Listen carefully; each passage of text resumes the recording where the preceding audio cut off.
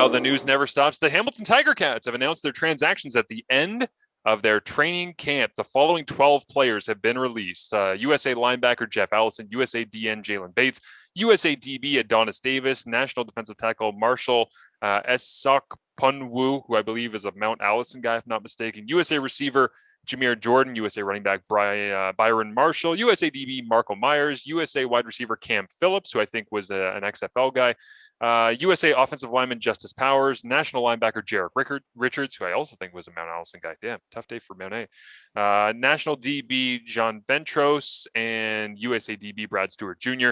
They put a bunch of players on the practice roster. Most notably, I would say global DN Valentin Ganawa has been placed on there. They've also put Chris Mulumba, who's another global for them. National long snapper Tom Schnitzler has been placed on there, and Poppy He's White. a long snapper, isn't he? He is, yeah. Poppy White and Tyler Turnowski has also been put on there. So that suggests to me, obviously, that David Ungerer has been given that wide side receiver spot, and maybe they don't want to have the depth or whatever. They already cut Marcus Davis in the first cut down, but so that is the Ticats transactions. We still don't know who the starting quarterback is, and I'm actually really interested in the idea that the CFL is implementing this new injury reporting protocol, and I'm curious to see how that goes and what that ends up looking like, because a lot of teams right now are trying to play the cards close to the chest. And I just don't know how they're going to be able to do that. Once we get into injury reporting, you're going to see who's actually up and who's actually down for the first time, like you've been talking about forever, Kyle. Yep. We're going to get daily reports coming in, and you're going to really get a sense for who is possible to play that week. But just like the Toronto Argonauts, Hamilton doesn't have to declare their starting quarterback until they actually get 48 hours out from kickoff, or 24, whatever it is, 24 hours out from kickoff.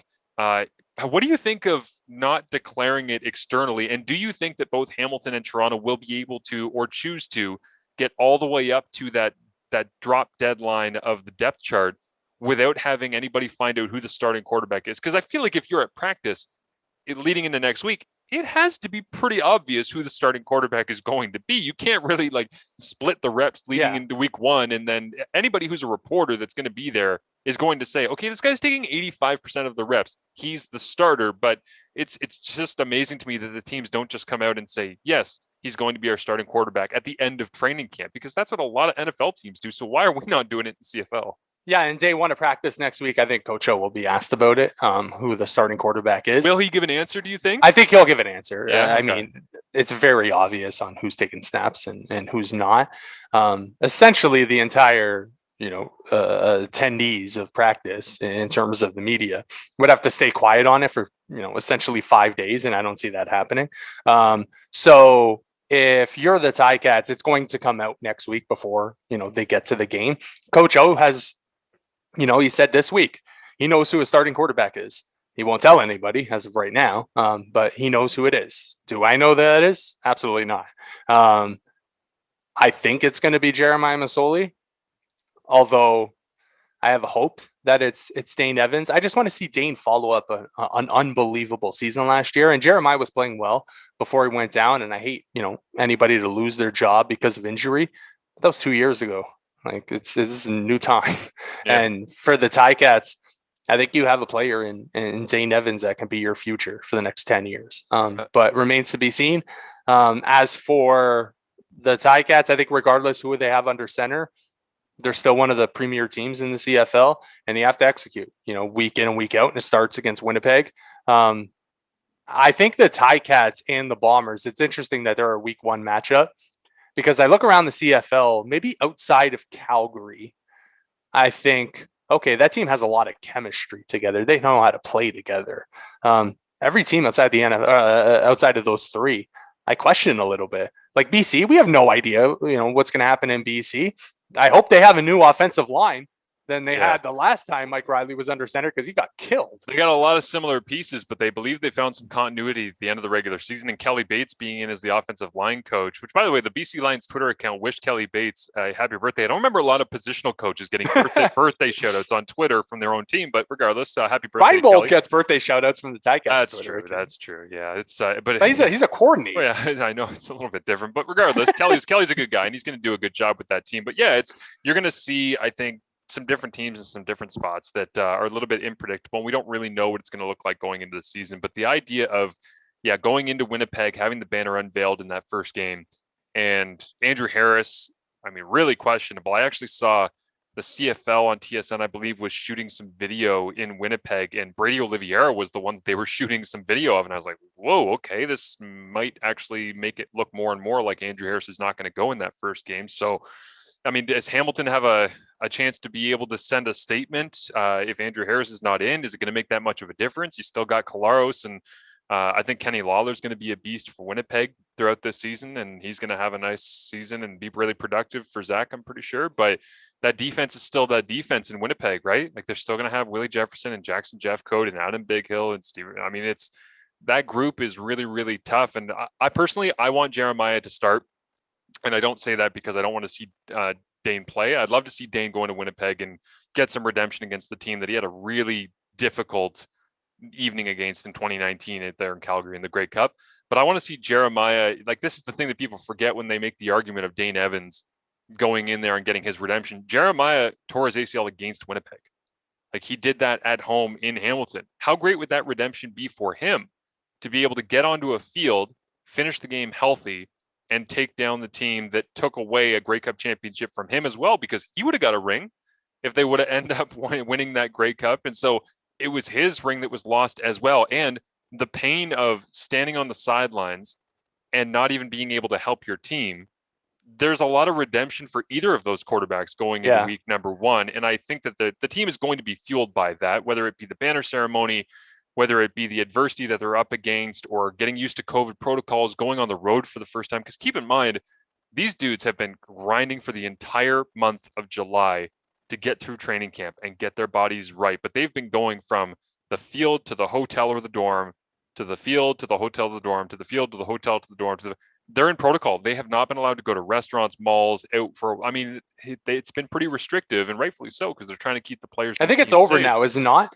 So the camp is done, but the restrictions, I mean, you're still basically living in that space. So the idea of going into a road game for the first time, everything is going to feel fresh and different. Even if you're a veteran, the guys around you are a little bit different. It's been a long time since you've played. You still have to find that comfort level, and you're getting thrown out there after a long training camp where you've battled up and down injuries. And there's just so many variables right now going into week one of the CFL season. And it all might come out to looking like a little bit of preseason football. Like who would blame anybody if it ended up looking like that? Because they haven't had a preseason. So I have no idea where week number one is going. I know we'll all be watching. That's the thing that I keep taking away from it is people are just so excited to have this back in the fold. Yeah, and we talk about the cohesiveness of, the Ticats and the Bombers and the chemistry that those two teams have, because they do have a lot of, roster carryover. And after the cuts today, none of those cuts surprised me. And I'm like, oh, this is essentially the Ticats are just going with the norm, because the norm worked. At least in 2019, the norm worked. And obviously some guys are not going to be there. Some staples of, the starting groups on both offense and defense for the Ticats. Delvin Breaux no longer there for the Ticats. Mike Filer no longer there for the Ticats. So that's going to be interesting. But you said it best, even despite the chemistry of those two teams, I think you're still going to have some massive hiccups in week one. Yep. It just comes with the territory of not playing football in so damn long that when you step on the field, we went offside 5 times. Well, my hope is that one of the hiccups is not like an offensive lineman not getting out of his stance and a defensive end getting a clean shot on Zach Kolaros or something like that. Like, I hope that the hiccups don't lead to further injury, or it doesn't look so obviously sloppy. A little hiccup here or there so they can get back into the rhythm. Totally understand. And I think the same thing we've all gone through in our personal lives. You've had to be patient. You've had to understand, listen, this is not normal. Like when people start going back into the office, you're going to have to be patient with your surroundings. You're going to have to be patient with the commute that you're not used to anymore. And I think as CFL football fans, the teams, they know they're going to make some mistakes. They're going to have to be patient. They're going to have to solve those. As fans, you cannot expect this to look perfect coming out of the gate. So as long as you go in with that realization and you just appreciate it for what it is, that we're back on the field and the quality of the game will continue to increase, then I think we're all okay with that. But even to your point about what's going to kind of be on the field, Devere Posey, Sounds like he's a long shot for week 1, according to Orlando Steinauer, the Ticats. Yeah. Braylon Addison's been out a big chunk of training camp as well. Chris Van Zyl was dinged in training camp as well. Maybe just a veteran thing where they were sitting him out for a while. But there's some question marks there. And I also saw from insider talk on 3 Down Nation the other day that somebody anonymously said that us media types are not making a big enough deal about Riker Matthews being gone from the Ticats at left tackle. That's left them with a huge void. Well, if you couldn't block Willie Jefferson and Jackson Jeffcoat with Riker Matthews and Chris Van Zyl, if you don't have Riker Matthews and Chris Van Zyl, and you're putting guys in there that are fresh, maybe rookies, Americans, like how are they going to protect Jeremiah Masoli? Like he's coming back for his first game in 2 years.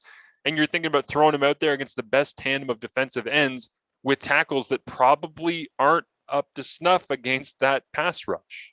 Yeah, that's going to be a problem that Ticats are going to need to solve. On the other side, by the way, have we gotten word from Mike O'Shea on who's starting for the Bombers? Because I know there's been this hype around Sean McGuire potentially starting for the Bombers over Zach Collaros. But is Zach due to go? That's got to be Collaros from everything I've seen. I thought you were actually going to ask about the kicking situation because I saw that on the final day of training camp, I saw that Mark Leggio missed 4 field goals and Tyler Carpina made all of his. So, I mean, I wonder whether or not after drafting Leggio and hyping him up, and he had a great start to training camp, and Carpina gets let go by Montreal, and he comes into Winnipeg. I wonder whether or not they're just like, okay, week 1, Carpina is the guy, and all of a sudden it's like, oh, okay, yeah. Is Carpina going to play for every team in the CFL when it's all said and done? I hope so. Yeah, I don't know if he'll ever play for Ottawa because as long as Lewis Ward is doing his job, I don't think Ty's going to get a chance to go home because he's a Nepean native, I believe. It's a good point, but I bring up the Collaros question mark on whether or not he's going to start solely because if you're a CFL fan or you've been a CFL fan for a long time and you tune into this matchup and you see a quarterback matchup of Jeremiah Masoli against Zach Collaros, it's going to look completely different because both those guys have long hair now. Well, yeah, and I hope that neither of them touch it. I hope nothing. Which, by the way, if you want just to have a little sprinkle of good put into your soul each day, follow Zach Collaros on Instagram because his young son has come up with his wife and gone to Winnipeg, and every day he just kind of shares like little amazing moments of him and his son kicking a ball around in a hotel room or whatever it might be. And man, I can't imagine as somebody who has a 10-month-old having to leave my kid, go somewhere, be in a quarantine, be by myself, getting ready for a season, and how happy that would make you to have your kid come and stay with you and know that you can go back to the room at the end of the day of practice and meetings and have them there in person and all the rest. So get a little bit of that into your veins because you will appreciate that wholeheartedly, I believe, if you are anything like me. Man, I can't wait for those Shinetti puff pieces to come out again during the broadcast. It's going to be It's not CFL football until a Shinetti puff piece. That's true. I can't wait to throw the shooter down on the sideline there. That's going to be fun. For more, let's go down to the sidelines and Matthew Shinetti. Matt? And then what is he? Here's my question. He used to call Chris Cuthbert, thanks, CC, or back up to you, CC. Do I get Marsh? Is that what that's going to be? You're going to be Marsh on the broadcast, right? Dwayne Ford's going to call you Marsh. He better not call you Marshall. I don't know. Like my fiance doesn't even call me Marsh that much. So really? Yeah. I mean, she does once in a while. You know, just honey, boo, baby. You know, whatever. Yeah. But she's not calling you Marshall. If she calls you Marshall, you're in trouble.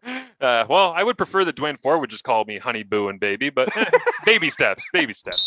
Not for your first broadcast. Get ready. Let's go. A little urgency. Here we go. Let's go. We're almost out of here. This is the 3-minute warning brought to you by Problematic Children's Toys. It's brought to you by Problematic Children's Toys. I got a great little audio clip for you here, Kyle. My son, speaking of my son, has been playing with this toy, okay, that's a piano. I believe my mom got it for him, if I'm not mistaken.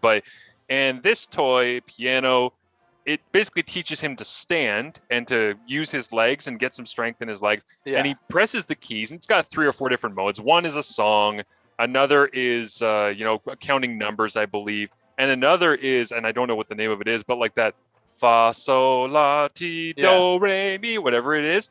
And so you go through all of the chords, okay, and this is what it sounds like when he is playing it and this is just me playing the chords. I put out a video on Twitter at TSN_Marsh if you want to see this. So this is what it sounds like. Okay, here we go. Do, re, mi, fa, sol, la, ti, do, Right? Okay, so totally normal, right? Yeah. Just sounds like it's a kid's piano going through the chords there and all the rest. Here's the problem. Sometimes he punches the two buttons that are side by side in the middle, and I saw this. here's what the sound makes.